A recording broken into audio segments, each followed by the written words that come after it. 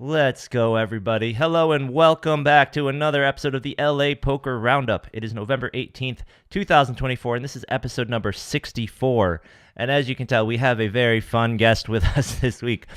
Joining us this week is Wayne Chiang from the Live at Commerce stream. He is the producer, he's the head honcho over there, the game runner. We will be talking to him all about all things Live at Commerce and just in general. Wayne's a really interesting guy, big time gamer, and we're going to find out more about him.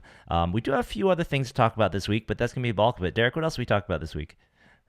So we're going to go over some results from the WSOPC and Gardens, wrap up the weekend at WSOPC, and then just wrap it up with a weekly roundup. Sounds good. So, as you can tell, he's kind of quirky guy over there. We're going to let him hang out like that, though. So if you do not know Wayne, Wayne is a long-time gamer. If you were into any of these games, you may have already heard his name or know his handle, D22 Soso. He was number one on the ladders for Command and Conquer back in the 90s, Warcraft 2 ladders, the StarCraft ladders. He was into Magic the Gathering, playing on the Pro Tour a little bit back in the early 2000s, and also Warcraft 3, also high in the ladder in those guys. And since then, he's been the producer at Live at the Bike. He's been the producer now at Live at Commerce, and he is big time into global poker trophies. If you couldn't tell, he has an entire menagerie of global poker trophies, and I have to say I'm incredibly jealous. Thank you for joining us, Wayne. Welcome to the show. Welcome. Thanks for hopping on. Thanks for having me. And I had this tech problem. Zoom works, but like other formats seem to throw me upside down. Yeah, so any IT guys may need to come and help Wayne out in the future, but Brian Arakaki usually saves my life. So yeah, about the Live at the Commerce and Live at the Bike, that could not be done without Brian Arakaki, who's actually been, on those streams or he's been in the stream scene a couple years, even longer than me, and been an owner of the streams longer than me. Awesome. Well, we will get into that in a minute, but let's start with we like to talk to you guys, to the guests, and try and get to know you and get to know your background in LA. This is the LA Poker Roundup. So let's start off like we usually do and find out, how long have you been here in SoCal, in the LA area, Wayne? Oh, okay. So I did the professional gaming stint after high school. I dropped out for a little bit, and then after I retired from professional StarCraft, I went back to school, UC San Diego, where I attended also with Maria Ho, Joseph Chiang, Steve Sung, Jay Lama. There's like a ton of people from UCSD. It's Santa Barbara and San Diego get you early, which is why you see so many people from UC Santa Barbara and UC San Diego, is because they have 18 and over casinos. Gotcha. Oh, the Native American casinos. The Indian casinos are 18 over? Yeah. So then this was before the moneymaker boom. I started and got to pay for college, so better than a job. So yeah, we just did our thing. The moneymaker boom happened, and it's been a long time. It's been over 20 years. Wow, awesome. So you were playing poker back then, ever since you were, back in college in San Diego. Did you stay in the SoCal area that whole time? Have you been in LA and San Diego since college? Yeah, kind of. I graduated in 2007. I lived in Santa Monica for a while, and then went to NorCal for a couple of years, 2009, and came back in 2011, and been in LA ever since then. Awesome. Very cool. So how did I'm assuming you played mostly cash before, or was it a mix of cash and tournaments? Oh, it was all cash. I absolutely hated tournaments. I'm still not as fun. I'm still like more of a cash game player at heart. But when you start working, as you guys know, you can't chase games around. You need a set schedule. So the thing about online tournaments is they pile everything on Sunday. So if you are working Monday through Saturday or any 5 or less of those days, you could literally just set aside Sunday to play tournaments.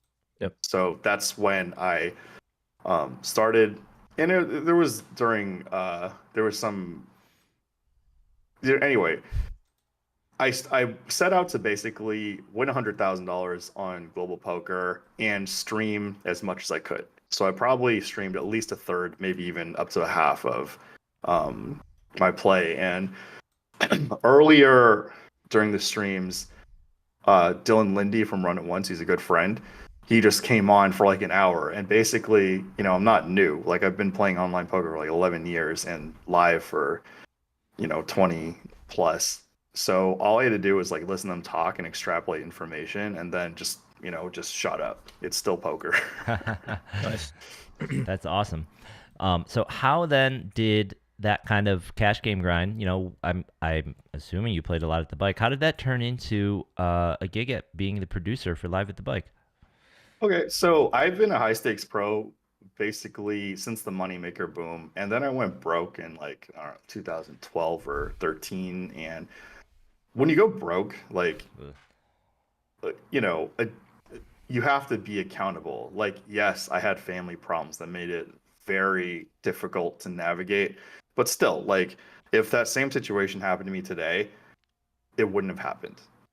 I'm a lot wiser now, but I went to the bike, and shout out to Lyman, who I went to his PLO game. He's hosting, and then I told a joke. He's like, "Tell another one." I told another one. He's like, "Tell another one." And then I told another one. He's like, "You need to commentate on Live at the Bike." So I was like, "Okay." So that first stream I did for Live at the Bike, I commentated. I wrote like 5 pages of jokes.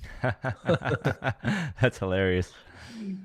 Yeah, I'll post the link in the very first episode I did. Sure, yeah, send them over. How did those jokes go over? Was it just you in the booth, or did you have a co-host? Oh, it's me and Lyman. Oh, okay, Yeah, yeah. So I almost always did it with Lyman gotcha. So in the beginning. he appreciated those jokes? Did they all go over well? Oh yeah. Oh yeah. He loves them. Like some of them are really good, and some are so bad that they're good. And it is. But after I went on commentary, I was like, oh, I actually enjoy this, and I kind of felt insecure because I went broke, and I was like, I didn't feel qualified. But like a lot of the super pros back then were just assured me, dude, have you heard commentary? You're like, the public wants to hear you. So I'm like, okay. And then Lyman, he didn't give me any money, he didn't loan me any money, but he gave me a job. So shout out to Lyman. Sounds like he was your Kanish. Yeah, no, he was. And just, he definitely mentored me here and there, but a lot of it is like he and I and many other people, like even Garrett Adelstein, whatever, we're from the same generation. It's like pre Moneymaker boom or a little bit after, and Yep. just like dealing with live, dealing with online, Yep. and then dealing with Black Friday and all this stuff in between.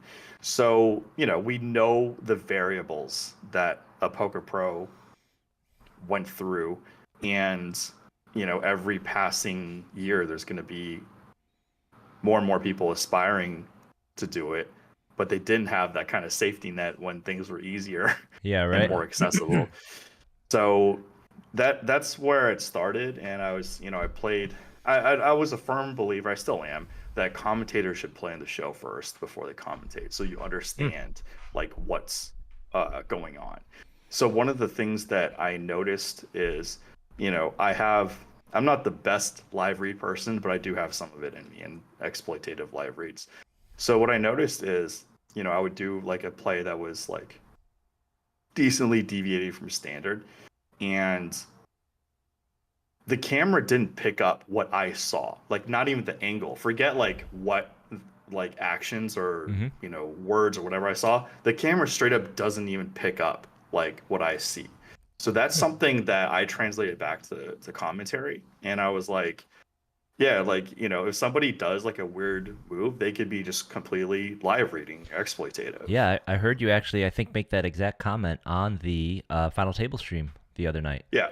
Yeah. So there's like certain plays that you would potentially never ever do, and I've talked about different tells in commentary and podcasts. You separate them into two types. One's voluntary tells, and one's involuntary tells. The involuntary tells you cannot control. Voluntary tells you can fake, and people cannot fake them. So I was on a episode of National Geographic Brain Games, and Ted Danson and Keegan Michael Key were like trying to read me, And then I Oh, that was was when able you had to drink something sour, right? I saw that. yeah, Ah, yeah. That So was so funny. yeah, so I was able to reverse tell them because like Yeah. that's oh, they're basically not like used to child's it. play. Yeah, Yeah, exactly. They You had guys have yeah, to go find that because what Wayne did was hysterical. yeah, It was hysterical. that's awesome. yeah. And they were very nice and very complimentary of our performances. Also, Liv Marie, Igor Kurganov, and Alec Yeah. Torelli. Awesome. Yeah. Um, so anyway, that like so I am always an advocate of uh players commentating playing on stream first, and you should be usually commentating the range that you play at. Obviously, if it's like nosebleed games, the biggest I played is like 100 200 live and 5100 online. So if it's going to be 1000 2000 and I'm the most qualified person, sure. But like in Sure. general, the person who plays the stakes and is in the mix always has more insight, and I always prefer commentary to be like that. Yeah. Yeah. So not to jump the gun, but with you guys streaming more of these final tables and tournament final tables, I'm just saying the off chance, Derek was really available yesterday to come and help you out at the beginning of that final table. Is all I'm saying.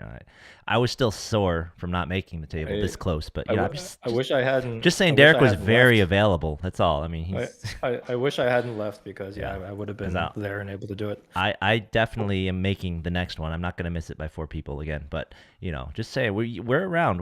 Now you're doing these.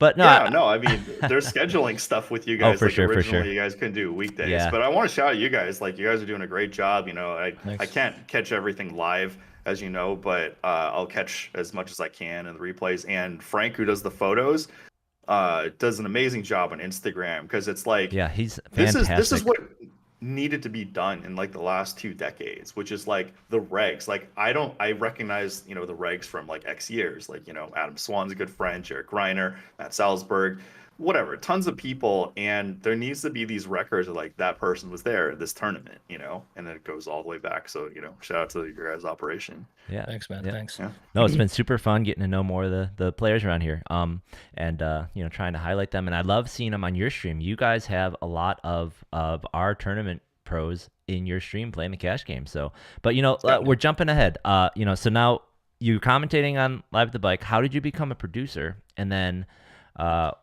what was it like So- making the jump to Live at Commerce? Throw Lyman under the bus. He like conned me. He's like, Wayne, why don't you schedule these games for $1,000 a month?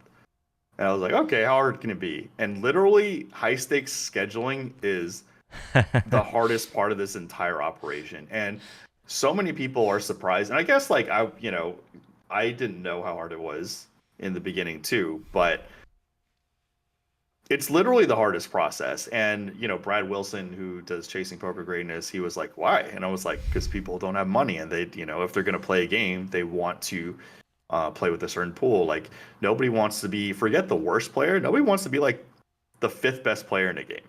Yeah. So like, how do you balance that? And the thing is, like, a lot of the players on stream, they don't play for a living, and they're just there to have fun. But some of them are totally okay being underdogs, so to say, but they just want an environment. They want people that they enjoy playing with, or they want to at least stare across the table and see 4 people that they think they could beat at minimum. Right. Or at least they're the same as them and having fun, right? They don't want to stare across the table at 4 And Poker Pro headphones, coaches with hoodies, headphones. Yeah. Yeah, part of it is like the year or so before I went broke, I was playing live live in like 2011, 12, 13, after Black Friday, and a lot of the online players were there, and just like it got really, I had the Jerry Maguire moment where I was like, am I really doing this? Like, when I find out who's sitting across the table from me, like this successful person, like, why am I not getting like life advice from this guy? Why am I trying to like, beat him for like 4 figures, God forbid, sometimes even more. So, I had that kind of moment, and then the live stream basically allowed me to, I did like work for a living. Like, I'm Asian American, like, my family and culture does not want professional poker players there. It's like, Right. if it's part of your arsenal, that's fine, but actually have stuff going for it. So, or going for you. So, Poker Media was like one avenue where I was able to do that. And It was interesting, and like I said, Lyman had me do the game running, and then after a month or something, I just told Brian Eric, I can't do this. I can't do this. I quit. I quit. Because like, and the smaller stakes games are like a lot easier. That time, I think the biggest game I put together was like 1020. This was like way back in the day, and 1020 was like big for that era. But yeah, and then I enjoyed commentary. I still do, but it's like I have so many other things to take care of that nobody else can take care of. So I have to. That's why, I would want people like you guys in the mix that are around and are known. Like I said, be great if you guys played on stream, then did it too, so you have the understanding. But yeah, I just want people in the booth that like know these players, have been around, played with them. Like even the guys that play on stream now, I've played with like 80% of them like off stream. God, from on stream probably like third or something. I don't know, but it's just like when you're involved with these live streams in a location, the game runner, the commentator should be in the mix as much as possible and just like understand who they're playing with. Yeah. No, I totally agree. I love that you have that mindset, Wayne. And I personally think that there's a lot more. It makes the stream a lot more kind of, I don't want to say credible, but like it's kind of like the lodge does that, right? It's all the lodge commentators personal, play at the lodge. They all know everybody. They know the community. Whereas opposed to a lot of streams kind of try and do celebrity fly-ins, right? And it's just like, maybe someone will dial in, but they end up not really even talking about it or having any insight about the players. They don't, they're like, oh, well, that's interesting. Whereas, if Derek and I commentate on one of these final tables, we know everyone. Derek's gonna be like, I know that guy, man. Watch this. He's gonna do this. Bam, and then he does it, and then I'm gonna be like, oh, I just sat down with him and he just ran this wild move on me. It was like, and like no one else they're not gonna be able to do that, right? Because they're just not here. Yeah, and I love it. So that's one of the things when the cash games, like people have told me, oh, I'm basically like psychic when it comes to the players. It's like because I play them and I play with them and I know them. I don't play in the live tournament scene, so that's why people like you, Jared Greiner, Adam Swan. Salzburg. Get one of us in the booth with Salzburg. It would be amazing. Yeah. Oh yeah, that'd be fun. Be amazing. I mean, the only problem is when they stream those tournaments is like you guys are playing them, so nobody can commit. That's why I was saying, Yep. If the overlay hadn't been there, I would have walked right down with you guys, but I had to play in that satellite. It sucks that the stable that you have are all pretty good players that tend to go deep, but it's doubtful that all of us will always go deep. So somebody should be. There's only 9 seats, so we're gonna figure out a better system to get you guys in there, because it's the same thing as like when I'm commentating the cash games or online in fields that I know. It's just like boom, boom, boom. I know exactly what's going on, like huge insight. But these tournament things, like I was commenting like the first hour or two, it's just like. Some plays are, or I consider deviant. Maybe, I don't know. But the thing is, these guys. Oh no, there were definitely some deviant plays on that stream, and I haven't finished watching it yet. Okay. Deviant and devious. Yeah, both. So one thing is like we don't know the player history before they get to the final table, and that's something that if you don't commentate, you don't play, you don't understand that dynamic. And as you guys know, another one is just like. I mentioned that we can't see what the player is doing. This is a very common thing. There's one statement. One common thing is like you have top pair, the flush gets there, right? And you're in positions. Check to you. Do you bet? Like that's a very, very common scenario where your impression of what your opponent's actions and whatever literally do check back or back. Yeah. So 2 things real quick. One, quick break from report from the field from Franklin. Just got to give the shout out. Apparently there are only 11 left in the, I believe it's the 8 max today. And Beth Hall is still alive with a healthy stack of the last 11. So shout out there. Be awesome if she ships something. We can try and say that it's lucky to come on the show. And number 2, one thing is we didn't even realize until the first day of showing up to the circuit that you guys are going to be streaming these final tables. I remember not even a month ago, we talked to you. I think we sent you a message and said, hey, Wayne, any chance, that you're going to be doing this? You're like, I don't think so. It's long shot, not going to happen. And next thing we know, we walk up and there's a sign by the reg that says the final tables of these events will be streamed. And we're like, what? That's awesome. Right? So the thing is, there's contracts like everywhere and there's verbal and there's a lot of stuff. So like, I'm privy to these behind the scenes conversations, and it absolutely makes sense to stream commerce tournaments, Absolutely. on the stream, but there's like a lot of like legal stuff in the back, and I don't even have access to like quite a few of the contracts. So I literally just respond to what people say. So Um, let me yeah. hold that thought for 1 second. So I really want to dig into whatever you know about that and talk about other potential tournament stuff. But first, I want to put the call out then. Which events are you streaming the final tables of? And all you guys out there listening, if you are if you're one of the guys you mentioned, if you've played on the stream before, if you've been in that booth before, think about it when you're playing. If it's the day of the stream, give Wayne a text. If you have Wayne's number already, maybe give him a text. Especially like Jared. I think you guys were teasing him before. Jared had to leave because he busted and like went to go see a girl, right? Yeah. Yeah. But like these kind of people, think about it. Think about Salzburg. If you're listening, if you want to get in there, I'm sure just get a hold of Wayne. Yeah. If you bust, let him know. I just don't know. Yeah. If you bust, let him know and see if he can get you in the booth because like we can. All you guys can all final table. Exactly. Like I said, there's physically impossible. There's only 9 seats.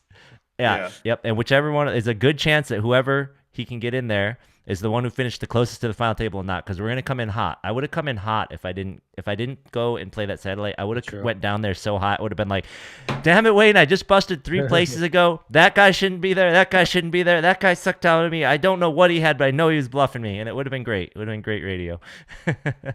so let him know. Let him know. Yeah, the last time GG handled the commentators, and this time, I never actually done this, so I didn't have a system, but now, after a few iterations, get it down. So Thursday, November 21st, approximately 6 p.m. or 6:30 p.m., Monster Stack 150K guaranteed will be going. And I asked, since all you guys flaked, I'm just kidding.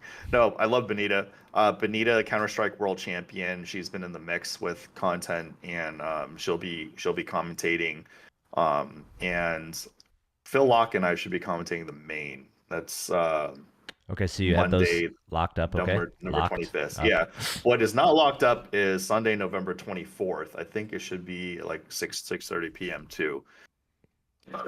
So I haven't locked that. Is that just the day 2 table? Is there a feature table, or what's that going to be? So it's the landmark Mega Bahamas Super Main Event, 26K per seat, and you're going to stream the satellite. The satellite, which is the one we were talking about that overlay this last Sunday. And I would bet I'd bet even money with anyone this one's also gonna overlay. We can talk about that in a second too, but yeah, so cool. So the satellite on the 24th also. What time was that you're gonna be streaming? It should be like 6:30 p.m. As you guys know, you can't control Right, obviously. That's why it's great if one of us was playing and just busted and was like, damn it, I don't want to leave I it. wonder if this is the first time a satellite has been streamed before. I've never heard about that before. I think it'd be kind of fun to stream a landmark one too. Yeah, especially since it's a landmark satellite, so it'll be totally different strategy than regular tournaments. So. And you're like rooting for people as they're getting close, right? In my whole global stint, I feel like I am a satellite expert now. Oh, there we go. Nice. Because I just every Sunday there's so many satellites, so I just like jam them in. Nice. But definitely reach out to me. Just FYI, like Phil Locke, Brian Hastings, and Jared Griner get first priority if they're available. Sure. Okay. Yeah. So you heard it. You heard it here. Bracelets and lifetime earnings will get you priority, guys. Just being around like a really long time. Honestly, like Jared's been around 10 years, but in my network, he's one of the newer kids. Yeah, right. But Jared's a great guy, straightforward, credible, part of chip leader coaching with Alex Fox and Chance Corneth, who's one of his best friends. We're not getting paid. We don't have to give that many details. It's fine. I just gotta support my guys. For sure. No, Jared seems like he's a cool dude. I just hate it when he's at my table. Oh. All right. So yeah, let's get back to some of the business side, right? So I know you said you don't know everything, but do you have any insight at all as to kind of what was the holdup and what changed to what was the turning point that said, yes, go ahead and do it? Because I know we see GG's banners all over the set, right? So I thought since GG bought World Series, why won't they do it? What's the big holdup, right? So a lot of it's just everybody means well. The thing is, different organizations have different priorities. The contracts, I think, the issue was the stream games in Live of the Commerce, to get credit for it, were supposed to be cash games. And by credit, you mean And like a contract with like Bally or with X GG streams, or X someone? streams per month. Yeah. Yeah. So the Bally's and Commerce contract was supposed to have a minimum 8 streams, and they were supposed to be cash games. Gotcha. So doing the tournament stream would be like extra work without credit. Yes, exactly. Gotcha. And one of the occasional things that comes my way is people message me and say, "Why don't you do 24-hour stream?" I'm like, "That's fantastic. Who's gonna pay for it, and who's gonna staff it?" And then they're Does like, that only "Oh, count as one stream? uh, I don't know." Yeah, actually, yes, it would only count as one stream. So sorry, rewind back to Live at the Bike. So Yep, okay. basically, I just set out to play, commentate, and then I was scheduling, and I didn't, and then I was still staff, and then Ryan Feldman bought Nicole Jurgens shares, and then I was up for co-owner at one point, but we're all friends, like Dan Sack, JJ Garza, so it's like whoever's owner, like it's whoever wants it / commits to it. So I was happy when they got it. They were okay if I got it, etc., because we all were going to be involved no matter what. And then later on, I was up for co-owner again, and then I basically just took it. And I have an internet startup background, during the .com era and the esports, and Brian Arakaki and I just talked a lot about that stuff, and I told him what I wanted to do. Basically, in the end, it's a show, but it's also a business. So, like you guys mentioned earlier, it's like, oh, you guys can get the out of town people, the famous people. And it's a show, so you do need viewership. But again, it's like also the way Live at the Bike and Live at the Commerce and Hustler Casino Live are structured. It's like it's the LA regs that build the core, and it gets supported on that. And then when you guys were doing, LA Poker Roundup, again, like I thought that was a great way to just incorporate more content from LA, because Vegas has quite a bit of content too, and LA is just a society, society and ecosystem of its own. And it was just adding, like, basically everybody means well, and they're just like adding like their 2 pebbles into a glass half full, Okay. helping rise to the top. So yeah, then back to the contract thing. Is like, I haven't seen any of the contracts. I've seen some excerpts, so I basically have to go by what's told to me. Sure. And it's not rocket science that World Series events, LAPC, those should be streamed because they're literally culture, Right. the LA poker culture. Yep. I'm glad you said that, because my follow-up question, the next question, so not to interrupt, but will we be seeing streams of LAPC events, other commerce series, etc., etc.? So keep that in mind. I want to know. It's definitely talked about. And that was the thing, is like in May when the WSOPC happened, GG Poker put a lot of effort. And that time they legally did not own the World Series of Poker, Right. but they had some aspects that they could deal with. Yeah, they went all out. Yep. Yeah, they went all out. They spent a lot. They brought a lot of staff, and they tried a lot of different things that some worked and some didn't. But if you don't try, you don't know. So that experience was like, yes, we definitely all want these big, higher profile tournaments. The issue is, in the end, money is the star of poker. Yeah. So if the tournament series is smaller, like the No Limit Hold'em series, it's like when the first prize is like a small pot in a Sure. cash game, then you're gonna go for the cash game, So I mean, I won't, That's but I kind of- understand the headlines and the viewership. Yep. yeah, Yep. it's not like a rule of thumb, but in general, this main event's going to be $1 million guarantee. That's Which it's going to smash, by the way, guys. It's going to smash it. The main event is going to kill it, because they're going to put in over 400 people just from the cash game room promos. Like, that's like, we're talking like 400 limit hold'em players are going to be in this event. So play the main event, guys. They're going to kill it. All right.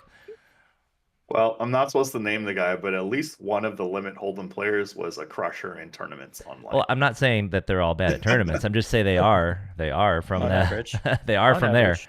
I mean, he Yeah. is. Yeah, the limit hold'em players could have 10 bracelets. I'm just saying they are limit hold'em players. Bang bang. Yep. So yeah, carry on. Sorry, I interrupted you there. Talking about the Oh size no, of the yeah, events. it just like in the end, as you guys know, it's easy to speak words and much harder to execute. So when people say this, that, it's like, that's great. Who's going to do it? And there's legal contracts, which again are all well intended, but can step on each other's toes or have limitations and so on. Cool. And Yeah. Now that being said, you talked about kind of getting the draw with the tournaments only being so big compared to a huge cash game, right? How was the viewership for this stream for you guys compared to kind of your average cash games or your general stream? Especially since I feel like it was really sudden to us. I feel like you didn't really market it to the greater audience and internet either. It was kind of sudden for them too, probably, because I didn't know about it until I registered for the tournament. yeah, so we've been working I'm both Bally Live Poker Live, the Commerce. We've been working more closely with the Commerce media team. This particular one, I'm blanking out with the influencer name. Global Kenny. The guy who got second. Yeah, that was my Kenny, follow-up question. How much do you think Global Kenny making second place helped your viewership? Oh, huge. Yeah, I mean, I had been in contact with him to get him in cash games as streams as well. But he lives in San Diego, and it was really difficult to commit. So when I saw him, I asked for his number. He's like, we talked. I'm like, all Asians look alike. I'm just kidding. No, shouts him, and he's got huge following. His brother is super entertaining. He hopped in commentary for a while. So yeah, all these things add up and matter. Also on Sunday, because there aren't any competing products, then that also helped as well. Nice. So what I'm hearing is you gotta convince Bally Live Poker to put Princess Love into the satellite and put her on the stream table, something like that, right? There's talks, and I'm not involved in that. Just saying. So. I mean, there's quite a few people, in talks. Right. It's just, yeah, there's a bunch of names we could throw out there. time. This is LA, right? I mean, I mean, what? Get Arden back on, or I don't know how that stream did. Get all sorts of people. I did well. Yeah. So I mean, this is LA. Just find anybody. There's so many players that might be willing to hop in there. Especially in the influencer space. So that is cool. Yeah, that was really lucky, I guess, for you guys, especially for the kickoff stream, to have Global Kenny on there and to get second place. He played really well from what I've seen throughout the table here. He and his brother, it sounds like they've been, and I know it sounds like they've been getting coaching from Fausto, another guy who's been on the show, one of the local crushers, really smart guy. Really wish he would stop making everyone so good at poker, but at the same time, we keep referring clients to him because every time people ask us if we coach, we're like, no, we have day jobs, man. Go talk to Fausto. Talk to Fausto and he'll get you to final table. Apparently, yeah, absolutely. But I'm thankful to have many friend coaches, super pro coaches, and I send them really outlier hand histories. They're like, what?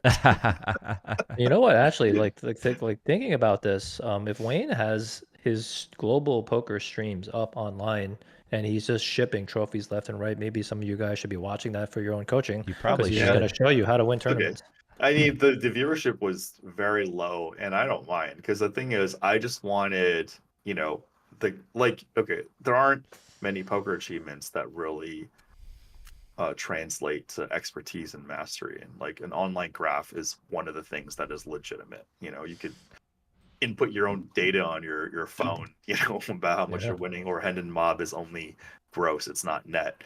I've got your graph up. You posted it. Go ahead, carry on. I've got it up for the people to see. That's an insane graph. I mean, for the number of games, it's insane. And the fact that there's never a downswing. Oh, there were downswings. Oh, there these were don't look like downswings. There were 2 -6K downswings, and I think 3 -4Ks. So, people have mentioned the way I play doesn't necessarily align with the way I commentate. So the people who have played with me over the decades, I'm highly exploitative. And I took Jared Greiner by surprise on one stream. I think Charlie Wilmoth was commentating. I turned top pair into a bluff. And then just Jared had no idea I was capable of that. But the people who have been playing with me for decades know I'm just super, super exploitative. And when I commentate, I'm talking about solid, uh, solid play that the high EV spots you're not messing up. Like there was one hand history I was sent to me that said, "Oh, I have eights in mid position with like 12 bigs. What do I do?" I'm like, I don't know, rip, min raise, fold to a re-raise from the big blind, or one right after. And Jesse Sylvia actually ran the sim, and it was literally like 50-50 or like 51-49. And Interesting. the thing is, those hands don't matter. And you should have all in your arsenal. Potentially do something exploitative based on the rest of the players. And another thing is, when you're 12 tabling, you just do whatever's faster. That's right. Right. Just So make a fast decision. the way that I coach like more recreational players. The way that I was able to get them up to speed the fastest is there's a lot of high EV spots, and you catch those. So if you see me doing some exploitative thing, it's like, if you can't execute it well, it's literally not worth anything, and you might even be, you need to have like a lot of volume, a lot of testing to have the confidence. Yeah. I think Jungle Man tweeted something recently, and one of the guys I was coaching came back to me and asked me, "What does this mean?" Because everybody has different talents, everybody has different abilities. Like, even if I play better than you guys on global poker, you guys can have abilities that I don't have. That's just the nature of this game. Yep. Everybody has blind spots, everyone has talents. So you can't be so big on like your own ability and just like dismiss your opponents. At the same time, have confidence in what you're good at. If we play, well, I guess, we're all Asian, so it doesn't work out. If three people with different ethnicities, or like the way they carry themselves are different, they could play the same hand and just, in a certain way, and the opponent will react to them differently. Yeah, absolutely. And that's something, when people are just like, what's the best play? It's like, it's not that simple. Yeah, absolutely. No, we couldn't agree with you more. I mean, we both are people think we're the most GTO people ever, but if you ask us a hand history about a hand where we won a lot of chips or busted, I guarantee you they're as far away from GTO as they could be. They're just based on us knowing this player pool and just having our reads. Yeah. Right. That's exactly the reason, like, I think, I could commentate fine on these live LA tournaments, but I don't, like, when I play the LA tournaments, I don't even play Hold'em. I literally am playing like 08 or like Badoogie or Stud or something. But like, the people actually in the mix have so much insight on what's going on, and personal relations with the, and rivalries, et cetera, et cetera. Absolutely. So absolutely. And it's super fun if you could get the consistent people to keep bringing those things up, right? Quick news break from Frank. They've hit the final table of the 8 max, and Beth has so many racks of chips that Frank had to step in to help her. So just saying. Go Beth. Just saying. Go Beth. Let's go. Mad women. Absolutely. Mad women. Yeah.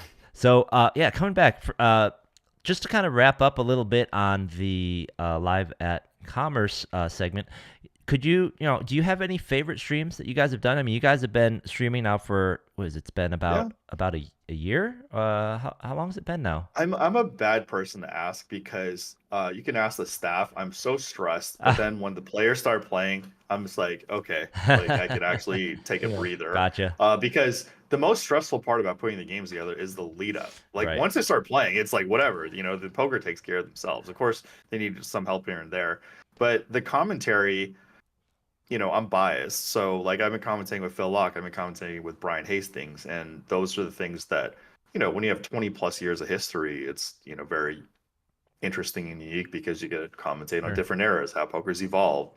So I really think the commentary is what should separate live at the Commerce from other streams, because we're dealing with people who've been around for 20 plus years, literally playing at the Commerce, and then they deviate, they're online, they're Vegas, or they're whatever.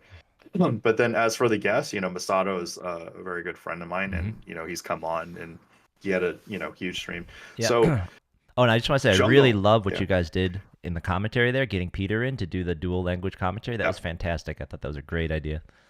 So in theory it's good, and it's good for like people like us, but the generic audience actually just prefers straight English, and Masato's crew didn't want Japanese Oh, commentary because they really? wanted their guys to do the full Japanese commentary. Okay, interesting. I thought it was a cool idea, but if they No, wanted it to is, but overdub it themselves, I guess that makes sense.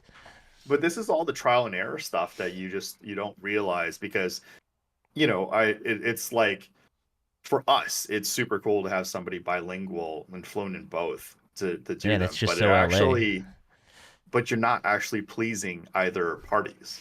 That's the thing. Interesting, interesting. Yeah, I didn't realize they had a whole secondary commentary crew ready to go. Yep. Yep. Very cool. Nice. So, and is there anything that you have in your back pocket? Anything you have planned that you want to tease or that you wanna hint Oh at for yeah. coming up? December 11th and 13th are going to be two high profile games. All right. Masato should be one of the famous players. Another one is a former Run It Once coach.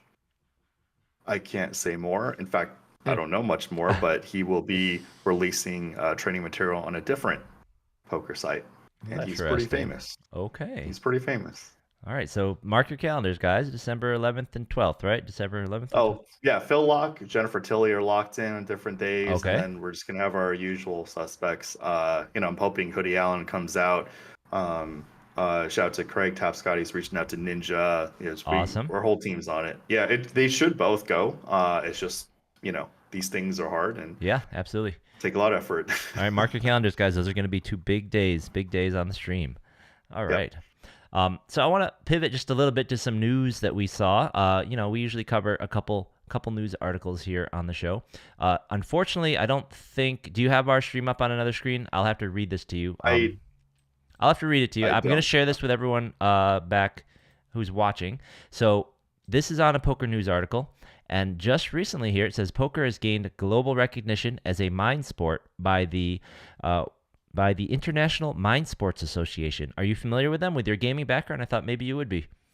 I've heard of it, and I heard that they were trying to get this stuff done, and I always appreciate the people who push to get stuff done. Me being a pioneer in like a lot of different things, esports being one of them, I know at some point it's going to be a thing. Like, a lot of things eventually are going to be legitimized, and it's just a matter of time. So when these articles and legitimization hits, then it's more like relief than anything.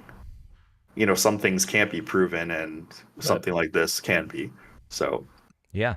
So I'll be honest, I had not heard of this organization before, but the World Poker Federation had been working with them for quite some time, and they really outline the qualities of the game that they see in line with the other things they kind of, I don't know if certify is the right word, but like esports and chess and those sorts of things. So hopefully that this will really help bring more legitimacy to the game, and to help bring some more separation between poker and just kind of straight up gambling, right? That's kind of, in my mind, that's the goal.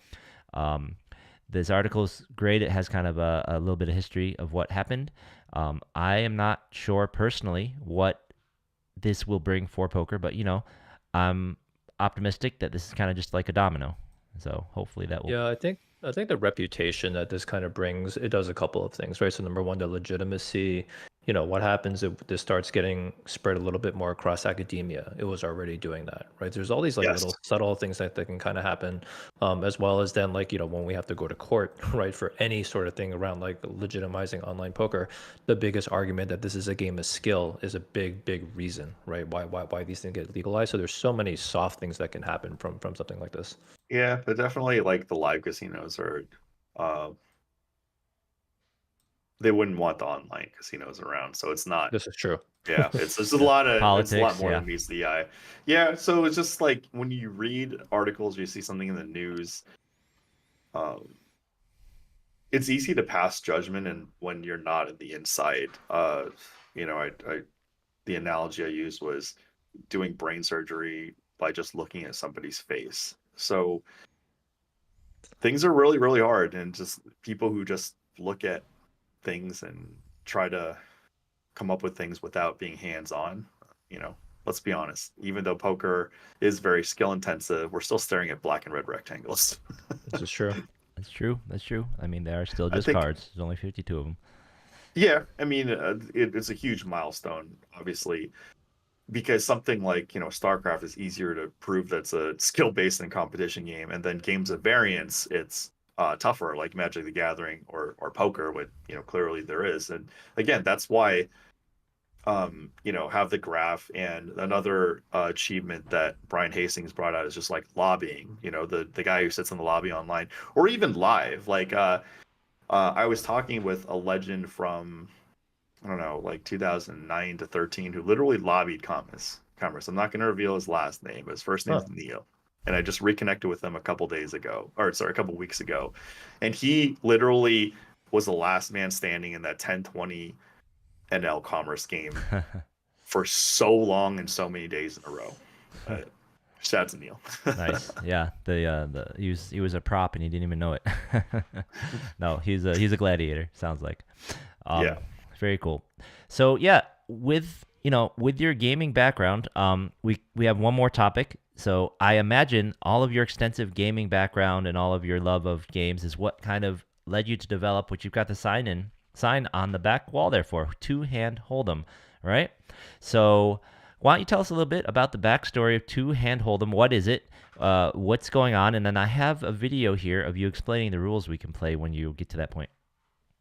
So one of my closest friends, who's a StarCraft World Champion and co-founded Chess.com, Jay Severson, he was kind of not as attached to Chess.com at the time, and he one of his many projects was Gambit.com. So it was gambling crypto, most specifically Bitcoin, on this site.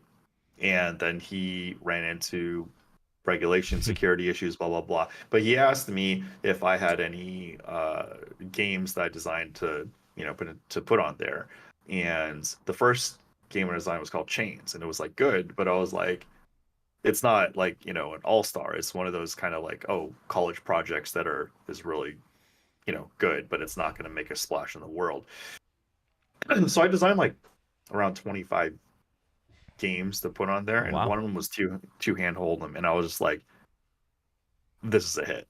So when he tested it on Gambit, it had 40% of the traffic that Blackjack did. Wow. And literally everybody that I showed Two-Hand Hold'em to was like, oh my God, this hit. Yeah. And I was like, I know. So I started the patent process in April 2015. I think I got the patent in like April 2021. Wow. Or I got it in 2021. Holy yeah, cow, so it takes long. 6 years to get the patent, huh? Yeah, so you're there's no patent guarantee pending you get until it. then, though, right? Patent pending. So You're patent pending, which is strong enough yeah, if you want to move business deal forwards, done. right? Yeah. Yeah. So UTH actually does not have patent. Oh, wow. It's been patent pending for. So you're more legit than UTH. Nice. No, I got a really good lawyer. Shout Awesome. out to James Hurt Okay. at Shepherd Mullen. Cool. So why don't you tell us then a little bit about the game itself? Or rather, should I play the video? Yeah, just play the video. All right, let's play. Kazma did the video, who also did the Garrett comeback promo video. So, Nice. shout out to him. All right, here comes the video. And we'll just go through, I think you do several hands. We'll just go through the first hand. Yep. Through a demo hand. First, the player antes 2 equal units, is dealt 4 cards. The flop and turn river are dealt, and the dealer gets 3 cards. The flop is turned face up, and the player now separates his 4 cards into 2 sets of 2 whole cards, and has the option, if he likes his hand, to raise 2x.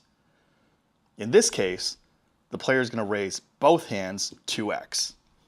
Now, the dealer reveals his cards. Oh man, he flopped a straight. And a turn river are dealt. And hand 1 is compared to the dealer's hand. If he wins, he gets paid 1-1. Then hand 2 is compared to the dealer's hand, and if he wins, he gets paid 1-1. In the case that the player loses, he forfeits his bets.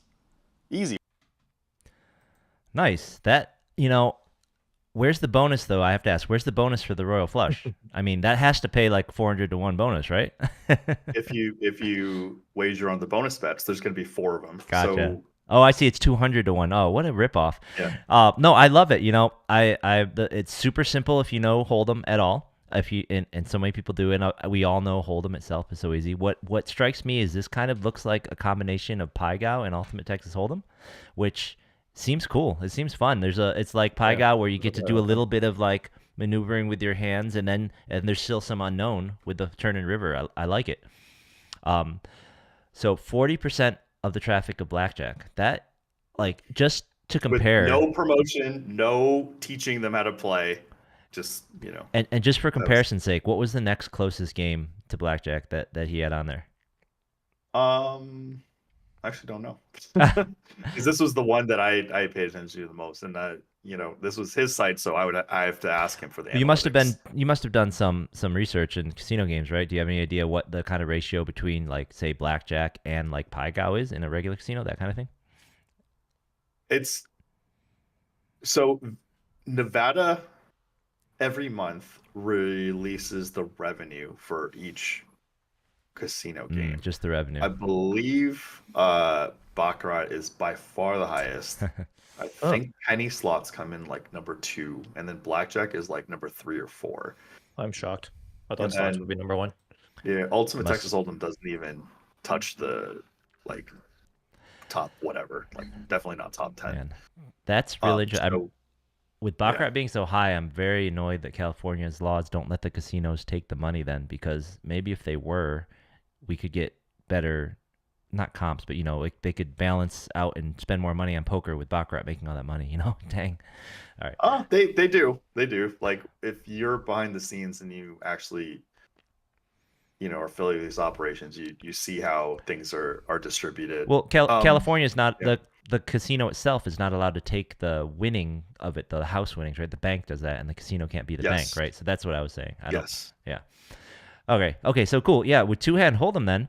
I don't know. That's kind of what I feel. If looking at it, that's what's appealing to me about it, and then being able to double your bet. That's an ultimate Texas Hold'em kind of thing, right? You can bet more when you look at the flop or whatnot. It's poker. Yeah, exactly. It kind of has like a lot of that fun.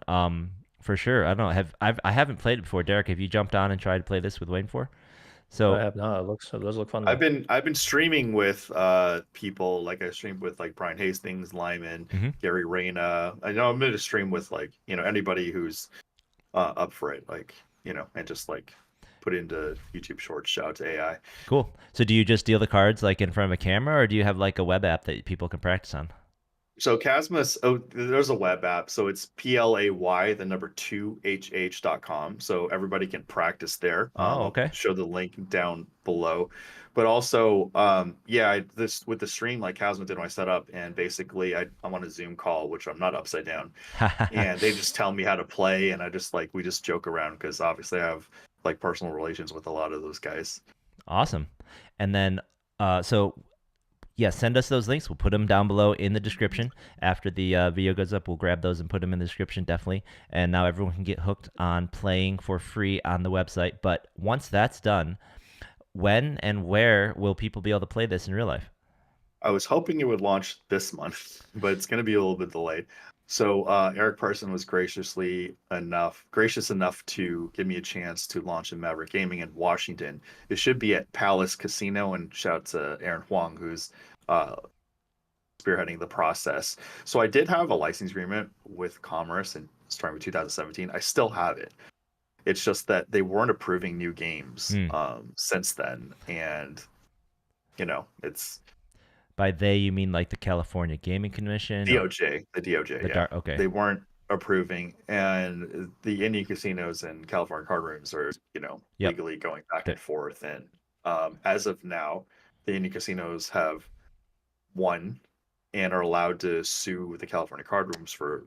Right. They're whatever. That's pretty soon, right? Or is it already the date has passed? It's coming up. I saw in the news that it passed, so I don't really know. So again, just like the stuff in the news with the poker being a mind sport, and this is just like we just roll with the tide. Yeah. And just do what we can. Yep. Gotcha. Okay, so cool. So is it all of Eric Person's casinos when this finally goes live, or just a particular one, or which one was it? Just one. Palace Casino. Just Palace. It's in the Tacoma Mall. Okay. Yeah, basically when it releases, the entire industry is going to know. Yeah, I mean, a lot of people in my corner have been rooting for me. Shout out to all my entrepreneurship mentors, Sierra Yeah. Lafote, JD, Joe Matten, just so many people. Again, my patent attorney James Hart, Mhm. like Charles Chiang, Jay Severson, like nobody does it alone. It's For my sure. name's all over it, but nobody does it alone. For sure. No, best of luck, man. This could be huge. If this Appreciate is this takes over as number 2 to blackjack and casinos, that's amazing. And it does look super fun. It looks way more fun than blackjack. So I'll just settle for it being in casinos and people loving it. Yeah. Don't need to a think good- about number twos. Yeah. That's a good first goal. Awesome. Just when you play a tournament, what's the first goal? To cash. Right. Not, Yep. Right. Not Yep. talk Right. about Exactly. your top 3 finish. All right. I don't know about you. I'm trying to win the tournament before Reg is over, but yeah, we'll cash. Oh, you try. Yeah. Oh, believe me, I'll try. All right. Oh, so one thing about PaiGao, there's no patent on PaiGao, but Face Up PaiGao, I believe, has patent pending. Gotcha. Interesting. Well, So, it's probably like trying to patent Go Fish at this point, right? PaiGao's probably just a known game or something, or no?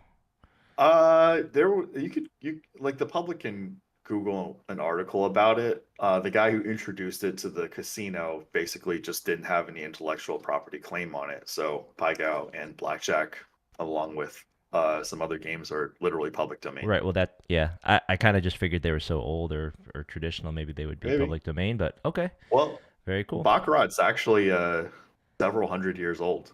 And someone has a patent on it? 3 people, I believe. I don't want Okay. to misquote. Interesting. Yeah. I know. Well- Oh no, there's a lot of homework to be done Wow. with this Yeah, industry. for sure, for Oh, sure. I bet, yeah. Awesome. Well, that's awesome, man. I hope to see two-hand hold'em in all the casinos around here. It's good to see some variety here. I sure as hell would rather see it than like a card version of craps. So let's go. Hopefully it gets in there. And also it'll have the side effect of driving more people to be interested in hold'em potentially in regular poker. Yeah. So yeah, Yeah, awesome. that's what Commerce hopes to. Yeah. Great. So that is all we had for you today, Wade. Thank you so much for joining us. Is there anything you'd like to hit on or leave, parting words before we let you go? Hey guys, tune into LA Poker Roundup multiple times a week. Smash a thumbs up, hit subscribe, and Exactly. we'll try to get these guys on in their domain of expertise. Yeah, and we'll try to you get know, on your stream, man. We want to play the cash games a little bit too. It's just like you said, the schedules are just tough for us. But hopefully we'll Yeah. be final table on there, and then you'll have no choice. And remember, all you tournament guys, all you tournament grinders, if you have his number and you're free those dates, that was the Monster Stack final table on Thursday and the Satellite on the Sunday, the 24th in the evening. Let him know Wayne is open to having a couple folks or pop into the studio with some insight. Yep. So awesome. The more track record you got, the more likely you're going to get it. Exactly. All right, Wayne. Thank you so much for joining us. And we thanks, are man. so happy to have these things streaming and in your group's hands. Everyone down there who runs that Live at Commerce does a great job. You guys are Yep. killing it down there. Love to see what you guys are doing for the community here. Yeah, thanks so much, Wayne. Pleasure's mine. All right. Thanks, Wayne. All right. So let's hop through the regular stuff from the week. Yeah, and let's see here. Wayne, you're free to hang out while we go through the results from the week, or you can pop off, whichever. We're going to... Pop off. Yep. All right. We will labor through me reading off some of these names. So let's do the results from the week, starting at the Gardens as usual. So over at the Gardens, they had their dailies. Kevin posting the results as usual. The Wednesday bounty recap. Milad Demetri took home over almost 4,500 in a final 3-way chop. So way to go. This event on Wednesday had 238 entries. So that's crazy. 23.8 thousand prize pool for a Wednesday. Love it.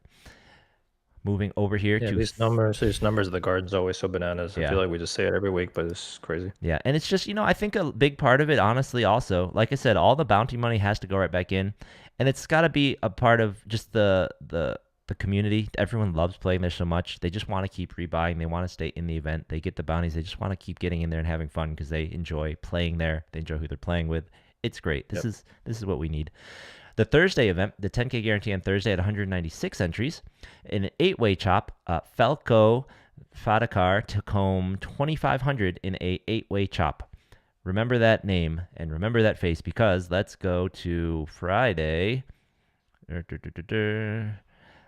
Friday, we have Mr. Fadikar, and he didn't win, but he got second in the 9-way chop on Friday. So what a weekend Falco had. Way to go. Yeah, great week. Yeah, way to go, way to go. That Friday event, that Friday night event had a $31,000 prize pool with 155 entries. So awesome. Fantastic showing there. And then the Saturday event, it's now a 10K guarantee, but they still had almost 20K in the prize pool, which was the old guarantee. And that was at half the prize pool. Here are the results. First place was Raul Bartolome. Second place, Jay Guk Peng. Third place, Aaron Zhang, Zilong Zhang. Guy is skipping World Series circuit events to play at the Gardens. He loves it so much. This guy, he loves it so much. And he got third place here, so way to go. Nam Trin, fourth. Roger Montero, fifth. Jeremy Zorowski, sixth. Jackie Lee, another super reg down there, seventh. Ofer Greenberg, eighth. And James Wellman, ninth. So congrats to all of them. But it is wild for someone. You remember, everyone probably remembers Aaron from his screen time at the World Series main event a couple years ago. Yep. And he was a big hit there. He made a really deep run. And this guy just loves the Gardens so much. He's skipping ring events to go and play end dailies at the Gardens. This is fantastic. The Sunday event, the Sunday Bounty event, $130 buy-in, but man, it always is huge. 334 entries. They chopped it looks like six-way chop. Here are the choppers. First place in that chop for $5,000, and remember it's a $130 event. $5,000 plus bounties. Utsav Bagri. Yeah, one day. Yeah, and you bought it for $130. I mean, what the heck? Crazy. Yeah. Second place, Zakari Conti. Third place, Kim Long Lav. Fourth place, Henry Ferguson. Fifth place, Rick Silverman. And sixth place, Deborah Pruitt. So congratulations to all those players in the Sunday event. All right, let's hop over to the main. Oh, and you know what? We talked all about them doing their streams, about them doing the coverage. I forgot to show a clip, so here's a clip for everyone. Fortunately, I have low quality on here, but. So this was from the final table. This was a spicy hand where I jumped in the booth for about 5 minutes, and I covered one hand and talked about the satellite. They really wanted me to try and hammer home how much overlay the satellite had, which I will do again in a second when we talk about next week's satellite.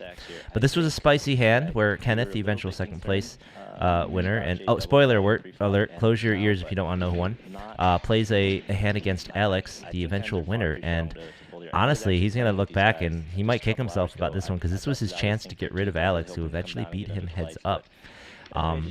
Interesting play here. It was a three-way pot. Alex check raises these two guys on the flop with the top pair with the 8. They go check on the ace, and the 4 comes on the river, and Alex jams his pair of 8s here into Kenneth. And this was his chance. Kenny could have got rid of him right here, and then who knows? Maybe that was it. Maybe he wins the ring. But this was a really fun play, so... that is a wild. I mean, I played with Alex a decent amount. Wild jam on the river. Yep. Man. What I say in the commentary there is this is one of those plays where it's either diabolical or it's just completely deviant. It's just like we talked about before. It's like this play was either like I want to say. I mean, he won the ring. I want to say this was just really smart, really aggressive play where if you can put your opponent. Since he checks back the ace on the turn and he calls your check raise on the flop, he probably has almost no aces, right? Since he opened. Yeah, but then Alex is not supposed to. I mean, sorry, not Alex. Kenneth should not actually have that many aces either. Well, no, that's what I mean. So Kenneth. So here's the action was Kenneth opened pre obviously, and Alex called in the big blind after another call. Alex, I actually meant that Alex shouldn't actually have that right, many aces but on he could have 4s and he could have straights, right? And he could have flopped a set of 3s or something, I guess. So he's really representing a pretty narrow range, but exploitatively, final table, knowing that this other guy. And here's the thing for both of these guys, they have very few results on Hendon Mob. So, spoiler alert, keep closing your ears. Alex did win this ring event, and his Hendon Mob, this 80K for first. He went from about 25K total Hendon Mob to now 105, 6, 7, 110K in Hendon. So this thing almost quadrupled or more than quadrupled his Hendon Mob results. So, and I believe it's the same case for Kenny. So as they kind of mentioned, Kenny does not have a lot of experience. That they've only been playing. If you listen to the stream, he and his brother have only been playing for like seriously for maybe 2.5 years. They haven't been playing a lot of tournaments. So neither guy having a lot of tournament experience, a lot of final table experience is a big spot. So if you know that, combined with the fact that if you know that he almost 100% has a pocket pair between eights and aces, probably not kings or queens because he didn't repop you, right? This is pretty intense. This is a pretty big move. Like if you see his hand as tens and you know this guy's lifetime cashes so far is 16K and that he's got a big stream where he needs to finish well, like that's a pretty big brain play. If on the other hand, it's also kind of like a we check to the river and I don't know what to do move, right? So I want to say it was a pretty big brain play, but it could have been either. Alex did do a lot of really aggressive plays, which were just like they worked out this time, right? So kudos to him. Congratulations. So my small sample size with him did show him as a quite aggressive player. You know, he does show care in certain spots, but definitely like a tough player. But just I haven't watched any of that stream at all, but that hand makes me actually want to go back and kind of watch it through. Yeah, and for all of you watching, this stream is a must-watch. This isn't the same as the streams from the main last time and from the Invitational, the Tournament of Champions, where half of the players or more than half the players were guys who weren't from or people who weren't really from LA. This is all of our regular guys. These are all our regular blasters. This is gold mine of information right here. Definitely get in there, get the study on, and make sure you take a look.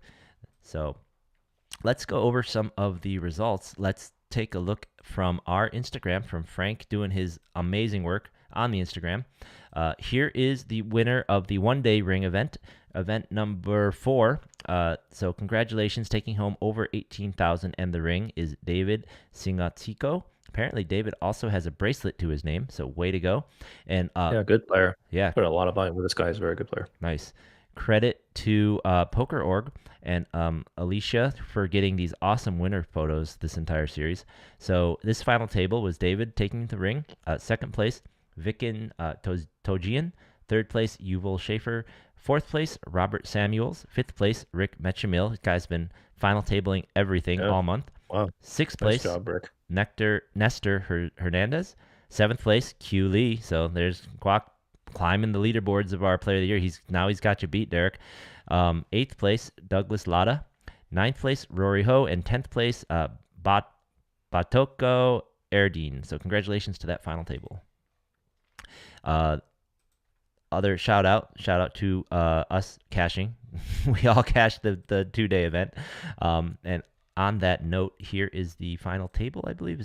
Here's the final table of that event. A lot of familiar faces.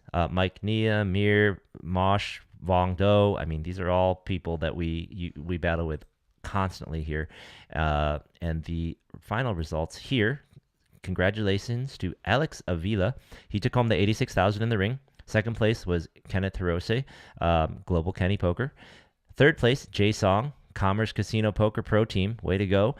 Fourth place, RM Kim. Fifth place, Mike Nia. Way to go, Mike. Sixth place, Brandon Wynn. Seventh place, Moshe Manzur. Eighth place, Mir Gaskari. And ninth place, Vong Do. And I spent a lot of time playing with all these guys that day. Everyone was playing really well. Really tough battle. And this structure was pretty decent. I had not many chips, but the average stack was, I want to say the average stack was like 22, 23 big blinds throughout the entire day. Yeah. Not bad. All the way through the end. Jay Song was actually the guy I played my fateful hand against on the end of day one. Oh, really? So Jay Song was the he was the recipient. He carried so that. It's your fault. He was chip leader going into the day because of that hand. It's your fault. I see. All right. Well, we'll get to that hand in a second. Let's just cover the last event we have the results for. So the PLO, the 2-day PLO event, finished off. Looks like kind of early in the afternoon with Luis Concha defeating William Meeks to get the ring and little $12,500. So congratulations to Louis. Third place was He Lu. Fourth place was John Boyrazian. Fifth place, Ronald Ho. Sixth place, Ryan Christofferson. Seventh place, Kian Tu. Eighth place, Daniel Gobriel. And ninth place, David Yu for rounding that out. In 12th place, shout out to Suited Superman. He was the last one to cash in, that guy. Nice work. Yep. Way to go, all of you at the circuit. So before we leave the circuit, we did play quite a bit this weekend, and we had we had some results. We cashed a bit, right? So let's start with your fun hand. Your hand was insane. So you and Frank were firing away, and you were getting to the end of the last flight, and so we'll circle back to the rule, but the really, really unique thing that happened to you during your hand is that you were literally on the turn or on the flop when they announced complete your hands and bag up, right? It was somewhere I couldn't, I was like blocking everything. I was so focused on the hand, but it was somewhere in the middle of the hand. There was commotion and people were bagging. Yeah. But that is big information, right? That changes is. things big time. So guys, when you're playing these events that cash before they bag, like this event, like the actually, I'm not sure if they have another event like that in this series, but this one for sure. I'm guessing for like at the World Series itself, stuff like the Mystery Millions. We do hand for hand. We do a bubble for the money. But at the end of the night, when it's time to bag up, they do not. You just play. And if you're in the middle of a hand, when it's time to bag, they just say, that's it. Just finish your hand. I was literally, when this happened in my flight, someone had just opened. I just grabbed a raise, and my hand was like this.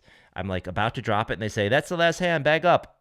And I'm looking at the guy. I'm like, well, this is awkward.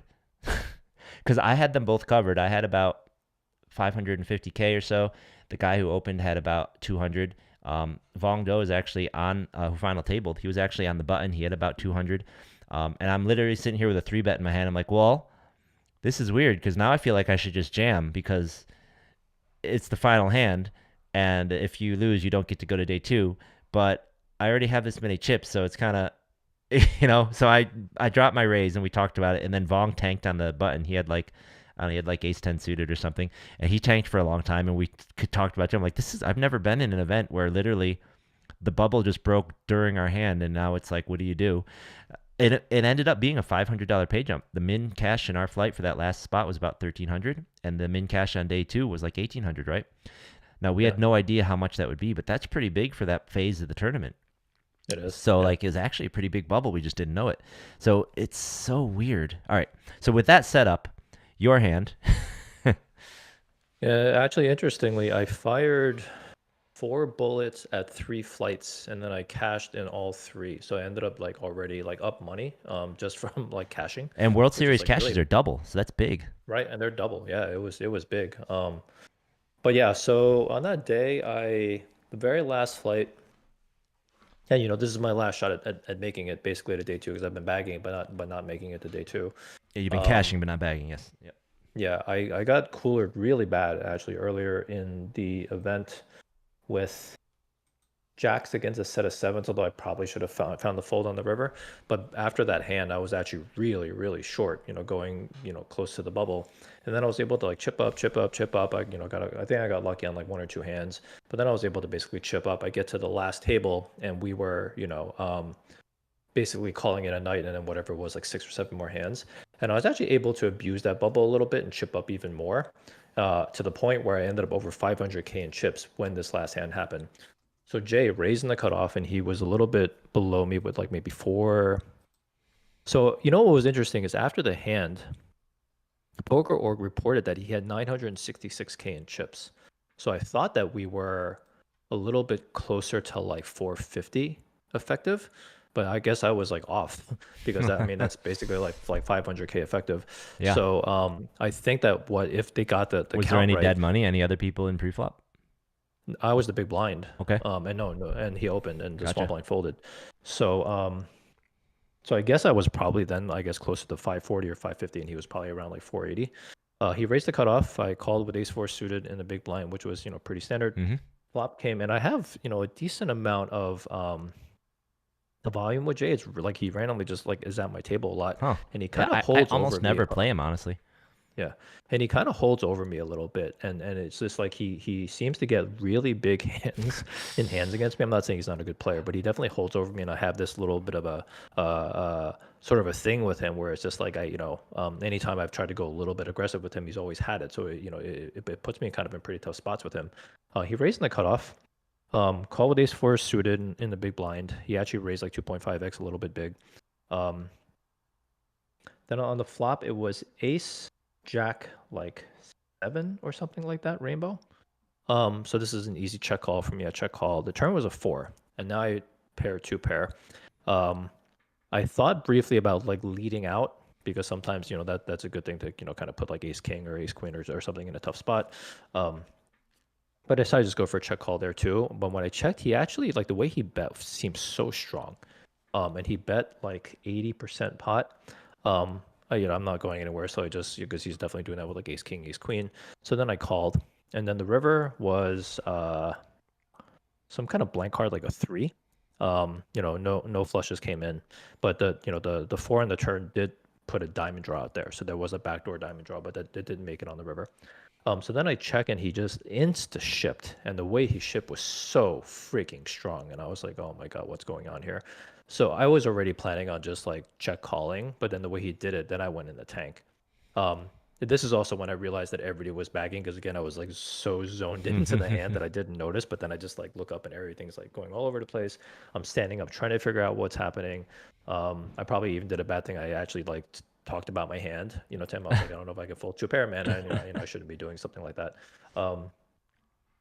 To the point that somebody called the clock on me, and then and then I was actually trying to ask Andy, who had the clock on me. I was like, "What are the blinds going to be tomorrow?" Because I was trying to figure out, based on what I had left. And the thing is, he's like, "I don't know, but you have 5 seconds left." And I was like, "Fuck." I ended up, calling it off there, and he had pocket jacks for massive pot. Yeah. They're reporting it at 966K. It basically left me with like 4.5 bigs or something for day 2.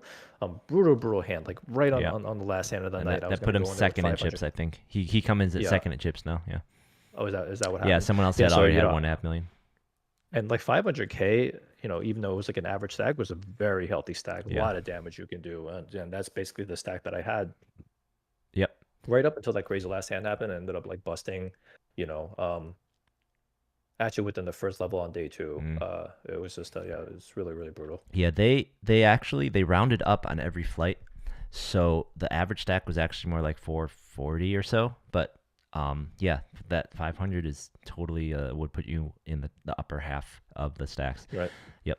So that was unfortunate. But the good thing is the 3 of us did all find bags and get to day 2. You, me, and Frank. You came in with a short stack, managed to just last 5 or 6 places, I think. I believe Frank got 31st. I managed to last until 13th, which I'll take. Very good result. I would have liked. I think I could have done a little better, but also I think. Maybe a lot of people couldn't have done too much better because I really didn't have many cards. Before I go into my story real quick here, Frank let us know he has a little update on the Instagram. He has the final table here. The final table from the 8-max. So here is everyone at the final table. We have Beth here. We got the Bayo. I can't tell which one it is. Man, she has been, I forget her name, but she, Brandt or something, right? She's been at like every, Catherine. Yeah, she's Catherine been doing Brandt. great. I know this fella down here on the right. And, the one in the middle, way to go. I think her name might be, I don't know, but I think I sat next to her at Commerce at her very first live tournament, and I referred her to Pocket Queens, and it's awesome to see her at a final table here. So congratulations to all these people. I think I recognize 8 of these people. So way to go, guys. Good luck. Battle away. God, Beth and Catherine have freaking heaps. They Look do. at that. So Look does at that compared. Wow. well, Alvin or E or A has a decent stack here. Decent stack. Yep. Yeah. So way to go, those guys. So for me, I got super lucky. I did not bag at all. In fact, I don't even remember if I cashed the housewarming in the May event. But in this event, I came in at level 5, and when I got to the tournament, I was already tilted. I was dealing with traffic. It was Friday. I had been dealing with house stuff the whole time. Said I'm closing on a house. I'm trying to sell my place. If anyone looking for a condo up in Santa Clarita, my place will be up for sale soon. And I get to the tournament, I'm already steamed up, I'm tilted. The very first hand I play, I open Jack-9 suited. I get called by like 4 people. I get flush over flushed. I lose like 10 grand of the 25 grand you start with. I'm like, God freaking whatever. I'm so upset. I just like start jamming every suited ace, every like face cards for like the next 3 orbits. I suck out on jacks with ace 3 suited, and I'm back to starting stack. I'm like, okay, I'm calming down. And then my table starts to fill up with like, with fun people, cool people. I was playing with Brian, what's his name, like Hodgkins or something. Brian, with the tattoos. Brian, sorry if I forgot your last name. I know it starts with an H, man, if you're watching the show. But, and like another couple other guys that watched the show, some just all the regs are really having a lot of fun. Paul came to the table for a minute, Paul Chowderson. We were getting, I was drinking a beer because all these folks come to the table are having a really good time. I'm hitting cards, I'm raising a lot, I'm like just smashing. I get in this huge pot with a straight against a straight draw flush draw, and before the end of I want to say just in 5 levels, I go from like being down to like 16,000 to having like 120, and then by like the next break I have like 260k, and like I hit almost 300k, and then you come to my table, right? That was that day, right? I have like 330k. I haven't lost a hand since the beginning. You come to my table, I try to knock you out. You stick it in against me with 4s, I think, right? I think 4s. I have ace king suited, and you just stick it in against me with 4s. I've got like 300k, and you've got like 30k. And you're just like, yeah, I'm gonna stick it in. Ty's gonna fold any hand ever, and you hold with the 4s. And from that moment on, I didn't win another hand until there were I think there's probably like 70 people left, and I don't think I won another hand until there were like 27 people left. So I get down to like 160. I'm just hanging out, chilling, but then when I get down to 160, I win a flip, I win a hand, I win another hand, and all of a sudden I'm back up to like 580, and I bag. It was great. Unbelievable. So I hit day 2, and I'm at this table, and I'm looking around, and all the other tables look like, I'm like, I like my table. I got the number 3 in chips. I got Elvin, Mr. one of the Bayos, once again. He's at my table. He's 2 to my left. But those guys are very solid, right? They don't really get out of line. So I'm like, okay, he's got chips, but he's not gonna he won't bug me too much, right? If he's out of line. Well, yeah, like no, but like not the way I do, right? Like I'm gonna play 80% hands if I can do it. They're not gonna play 80% hands, right? That's true. So I'm there, and I'm not even playing 80% hands. I think I played like 5 hands, but I won them all. Never got to the river on a single one. And like I go from 550 to like 850, and I'm like, awesome, this is sweet. They pick me up big blind, move me to another table. I'm like, oh, freaking A. I get put right to the left of Tony Denove. And at this new table, it was crazy. I get dealt a 10 deuce, 10 3, 10 5, 10 5, 10 4, 10 3. 8 out of my first 9 hands, I get dealt that. The one that's not that is like ace 7 suited. I raise Hunkins. Thank you, Frank. See, I was close. I raise a7 suited. I get like 3 bet to fold. I'm like, damn, I wish that hand sucked. Like, why wasn't that also 10-3? So I played nothing, and then I get in a hand with Tony. Screw up. Well, I only think I screwed up for a couple hundred, but I played it sort of aggressive. I lost like almost half my stack. Now I'm back down to 500. I had made it, just touched a million at some point, and now I'm down to 500. I'm like, dang, table breaks. Go to another table. Go to my new table. Not much happening. And basically, the whole moral of the story is really the entire day I had no hands. I never saw a pair better than 10s, and I didn't see it until the very end, which I also messed up because I just punted another chunk of chips because I just finally got some. So I spent the whole day only being able to get by stealing hands, stealing blinds. I think I probably won like 4 hands at Showdown the entire day. Maybe 5 tops. But like I got through by doing odd stuff. Like I was joking around with Cash Game Tony, Gardens Reg, you know who I'm talking about. I was joking around like, you got to come to my table. I always run so good when you're at my table. And not until we got down to the final 4 tables and we redrew. Finally, I get to his table. Maybe it was 3. And I hadn't won a hand the whole day. I'd gone from like almost $1 million to like 500K to like, now I'm down to like 160, 170, I'm like, thank you, finally. I'm joking with him as he's sitting down. I'm like, yeah, I haven't played a hand at this table yet. And as soon as he sits down and they deal the first hand, I get 6s, which doesn't sound good. But that was literally the best hand I had seen in like 2 or 3 hours. So I raise, I jam, and this is the kind of, like, I managed to get through because this is the kind of thing. I'd literally been so tight that day that Mike Nia showed his neighbor 9s and folded them to me. And I couldn't believe it. Like, yeah, like, What? I couldn't believe it. I'm like, I had 6s. I'm like, what the? Thank you so much, Mike. I get to live longer. So I went from like I think there were like 30 people after whatever, maybe 27. Like I said, it might have been 3 tables. And he folded 9s to me there. And I'm like, yeah, that's awesome. And then Tony showed up. I still didn't go to showdowns. I think I won 1 showdown while he was there, but I did win pots. So then I chipped back up to like 500 or so. And then later on, I finally won 1 big pot against Moshe. I raised the button on him. It like ace-8 suited. I raised the button. Both the blinds call. He's in the big blind. Like, I hadn't played with him much, but the 2 hands I saw, he opened for like ×4, and he reshipped for like, he had the table covered, but he reshipped for like 3 million over the open. And I'm like, oh, geez, I don't even want to open on him, but whatever. I have to play hands. So I opened the ace-8, and he just calls. I'm like, whew, all right. He just called. I flop an open ender, and he donks. I'm like, at least he donked, so I don't have to bet, and he's not raising me. So I call. Yeah. I call. He the turn, I make my straight. 4 straight out. I got the 8. It's like 6, 7, 9, 10 or something. Checks, rivers, a 5. So it's 5, 6, 7, 9, 10. No flushes. He checks. I'm like, he seems kind of wild. And if he bet, he probably has, whatever. I bet almost all in. He snap calls. I'm like, yes, I have chips. Now I have like 1.5 million again. It's been forever. The very next hand, I go for like a 4 bet. And if Mark, when you rewatch this, you'll know what I'm talking about. And I did this to a couple people the day. I was trying to turn it into like my patented move, but this time it blew up in my face. I raised from late position. Alex, the eventual winner, raises me from either the cutoff or the button. I forget which. So I make it, the blinds were like 50 or something. I make it 100. He makes it like 240, something like that. And then I say, okay, 500. And then he just stuffs it on me for like 1.6. I had a small pair. That was a mistake. I think that was the wrong hand to choose. But anyways, so now I'm back down to like 1.1 million. I'm like, whatever. I have some chips. Very next hand, I have 10s, and SFY, Mr. U, opens under the gun. And I'm like, I would usually 3-bet, but Sean usually has a pretty good hand. He's under the gun. Geez, I don't want to get jammed on. So I just call. And of course, 3 more people call behind. So I lose that hand too. So now I'm down like, oh my God. And not only did I lose the hand, but it went out 4 to a flush, and I didn't have that. That wasn't my suit. And I lost to the 5 of that suit. I'm just like, my God.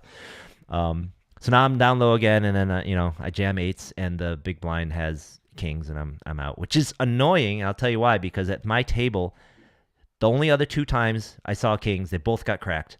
And then Frank tells me after I left, when there were 2 tables left still, like 12th-ish, kings got cracked again. So it's like I literally, in the course of 4 hands, of 4 kings, I'm the only one who lost to him. It's like, oh my gosh. So annoying. So annoying. So yeah, so I'm trying to leave. And as I'm leaving, Mark Fiorentino, like I'm walking past, he's in the mystery box. He's like, Ty, come here. So I have to go over and see what's up. He's like, have you seen what's going on in that satellite? It's like they're overlaying by like everything. It's like complete overlay. And you look, there's like 14 people regged by the middle of level 2. Middle of level 2, there's like 14 people regged, and they have to get like 110 people to hit their whatever, So it's like, yeah, I'm gonna go play that. He's like, I want to play it too. So I went and played that, and I immediately built up a stack of up to 120 in the first 3 levels that I play, and I'm like, why can't this have happened 10 minutes ago? I literally get aces twice, queens once, and I hit a set of 7s. I'm like, I didn't see a pair bigger than 10s, and I hit 0 sets today. I got aces versus kings in the satellite, and I didn't even cash it. Why didn't I get this once? Yeah. So that was my day, and then I went and talked with Wayne for a minute, and I blew out. But 13th isn't bad. I'll take it. That's a good run. Gets me a good bump up back into the top 10 of the player of the year according to Frank. So let's go.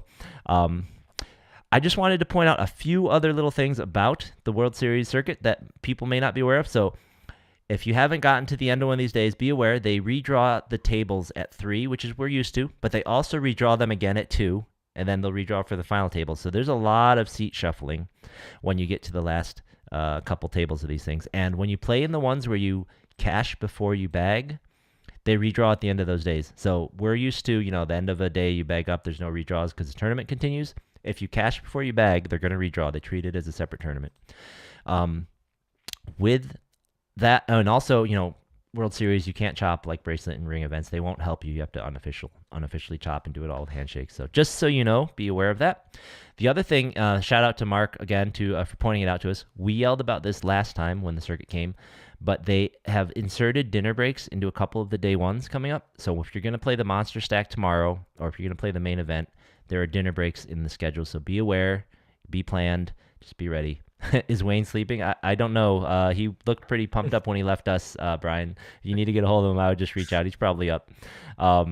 So there are dinner breaks. We're still complaining. If you're watching Commerce people, like World Series people, LA, we don't like dinner breaks. Commerce delivers the food to the table. It's good. We're solid. We don't need an hour. There's no place to go. All right. You still want to get chips ahead of time to register, guys? They have that same problem with registration. Luckily, unluckily, most of the lines have been kind of spread out. They had a really good turnout for that last day of day one of the mini main. I didn't have to play that day, so I can't say how bad the line was. But I do know it's still much, much slower than registering in a lot of other places or than registering with chips. So try and get chips if you can. It's very fast if there's no line at the cage.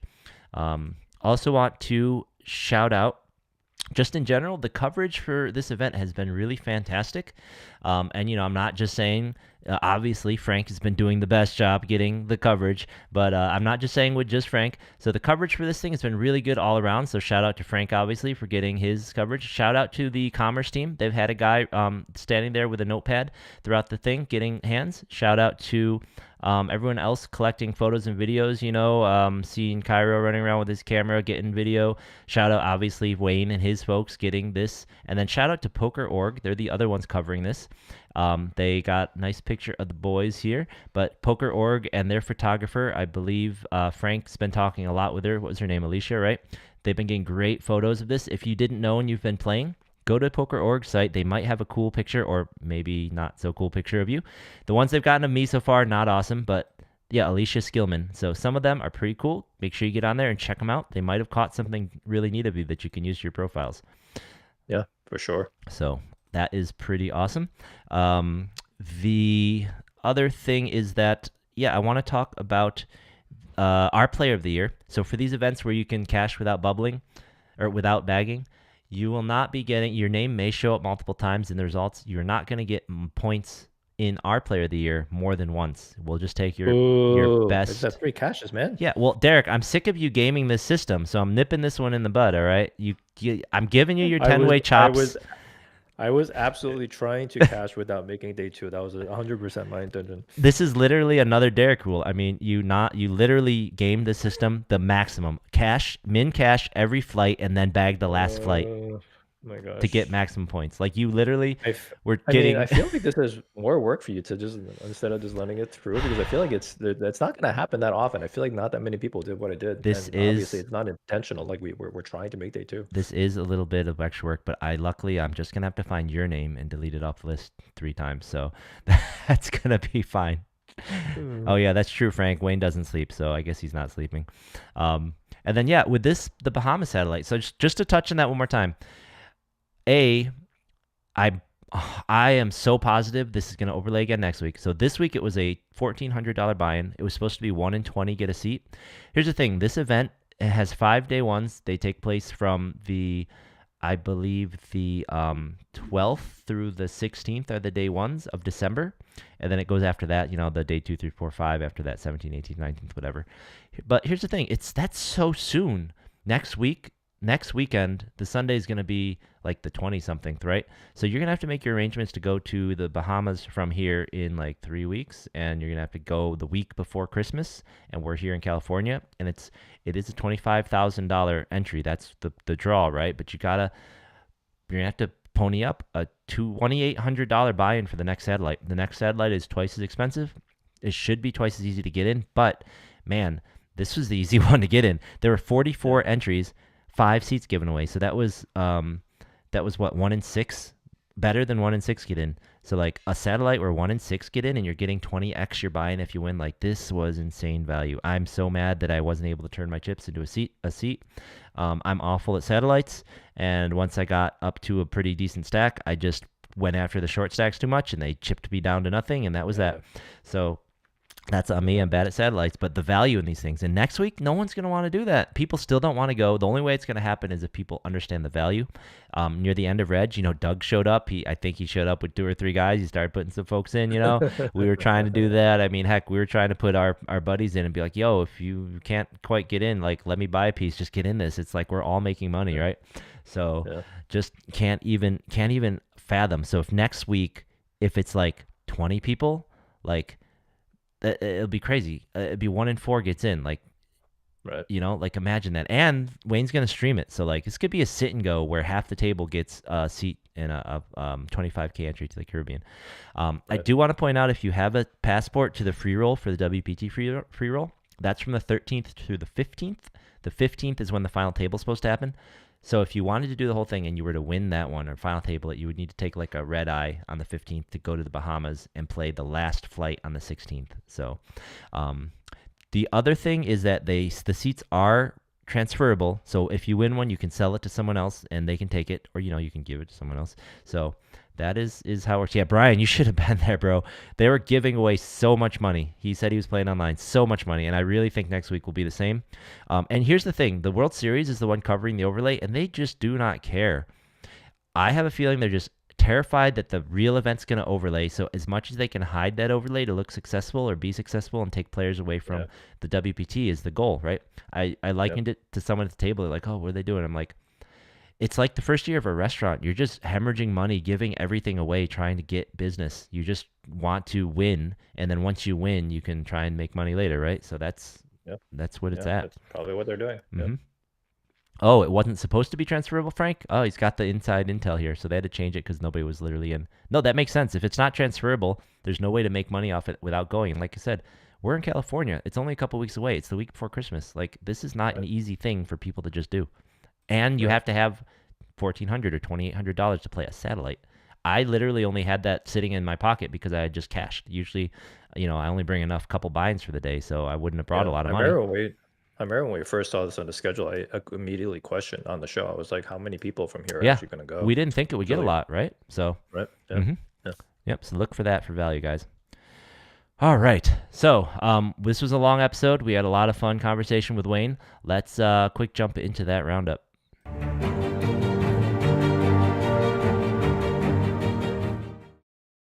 All right. So over at the Hollywood Park this week, they are having just kind of their normal tournaments, nothing too special. So if you're regular there, you know what's happening. Another thing to note, this Sunday, they have the Rams at SoFi this Sunday. There will be no tournaments at all the entire day, which is funny because when they have the Chargers, they still have their evening tournament, but no tournament on Sunday. So this weekend, it's just their $8,050 bounty on Friday and their 10K bankroll builder on Saturday. We have over at the Gardens, we have their regular satellites this weekend, but next weekend we will be having their Black Friday right after Thanksgiving. We've been talking about it. It's coming up, guys. 100K guarantee deep stack on Friday, 100K guarantee mystery bounty on Saturday. These are one-day events. And then they will be having a 50K super bounty on Sunday with some other smaller guarantees spread around. So that's going to be fun. Those ones count for Player of the Year. Hop on that. We also have that week will be coming the return of the dailies at the bike, and they will be. I'm not sure how the systems works. You'll have to look into that, or we'll have to look into that and get a report. But the cash games and the tournaments apparently will be feeding into a free roll tournament. So these dailies must count for some sort of points or some credit for those free rolls. So that's going to be starting that Thanksgiving weekend as well, and going on through, looks like at least February. All the other places around town are just doing their regular dailies. So that just leaves the circuit. So this week, wrapping up the circuit between now and next time. Tomorrow starts the Monster Stack. Wayne said, as he said, they're going to be streaming that final table, and they might have space in the booth. So, guys like anybody who's the regs, or, Brian, you're bored. If you're interested, you got Wayne's number. Let him know if you're playing and you bust and you're in the room and you want to maybe go and hang out. Yep. You might be able to get in the booth for that, for the final table. But that starts tomorrow. There are 2 flights for that. Oh, let me scroll up. There are 2 flights for that tomorrow. One at 10, one at 4. Then there is another flight at 10 on the 20th, and that day 2 will be on Thursday. So on Wednesday is also the $600 horse event that starts at 2 p.m. And then on Thursday, they will be doing a 1-day ring event at 4 p.m. If I lived closer to Commerce, I would want to go down there. I got to try and get more shots at getting a ring. Maybe I'll check my schedule. I need more than 2 shots in 1,000-person fields of getting a ring. It's just too hard. Yeah.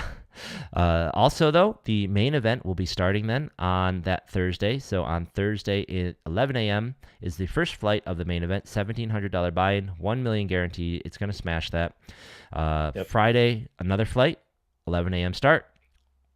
And then also in the afternoon, a 1-day ring event at 4 p.m. Saturday, the final flight of the main event, also at 11 a.m. And that is, once again, $1,700 buy-in. The Saturday at 4, another one-day ring event for $400. Now on Sunday, things get switched up a little bit. Sunday is the start of the seniors event, an event that might be worth your time now that it's a multi-day. So they're only having one seniors event. We've mentioned this before. It's a multi-flight event. The day ones are on Sunday and on Monday, assuming day 2 is on Tuesday, which is when the closer also is. That's a $400 event, 40K guarantee. On Sunday, there will also be at 2 p.m. the $1,100 No Limit Hold'em event. I'm assuming, yep, that's a 2-day event. Just saw it. So that's a 2-day event. Starts on Sunday. And then also on Sunday at 4 is the $2,800 Landmark Satellite. If you're interested in going to the Bahamas, I guarantee you that will be a better value than the $1,100. I'm sorry, they're almost 100% going to overlay. No way they get 55 people for this thing. People would have to fly in and drive in from Vegas just to play it. So on Monday, they'll be having the other day 1 of the seniors, and they will also be holding the day 1 of the high roller that starts at 2 p.m., the $2,200 high roller. I think you played this one and cashed it last year, right, Derek? Yep. So that is how the series will be ending. All of those day 2s, the seniors, the high roller, those all happen on Tuesday when they finish it up with a $400 single day ring event, the closer. So yeah, get out there and get your rings, people. Yep. Get out there, get them. I'm jealous. I can't go most of the weekdays, so get them while you can. All right, that is it. I am beat. It's been a great show. Thanks for hanging out with us. Thanks for sticking with us the whole time. I hope you had fun hanging out with Wayne with us, everybody. Get some rest. Get your strategy ready, and get ready to either go to the Bahamas or get yourself a ring this weekend. See you at the tables, everyone. We'll see you at the tables.